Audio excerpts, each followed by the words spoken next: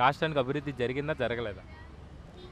గ్రహించుకుంటే జరిగింది అనుకోవచ్చు, గ్రహించుకోలేకపోతే ఏమీ చేయలేదు అనుకోవచ్చు. ఓకే. ఇచ్చిన పథకాల్లో వేస్ట్వి ఉన్నాయి, సుఖమైనవి ఉన్నాయి. అదొకటి, పథకాలు కూడా వెంట వెంటనే పెట్టేసి కొంచెం తొందరపడ్డాడు.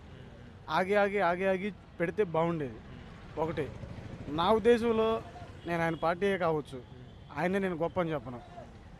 ఆయన వల్ల నేనైతే ఇబ్బంది పడింది లేదన్న. నా విషయంలో కానీ, మా అమ్మ విషయంలో కానీ.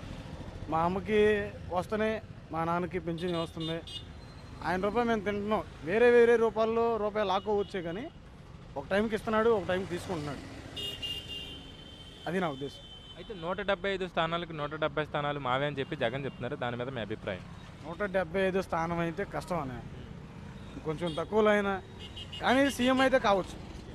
అన్ని సీట్లు మొన్న వచ్చినాయి అని ఎప్పుడు మన రోజులు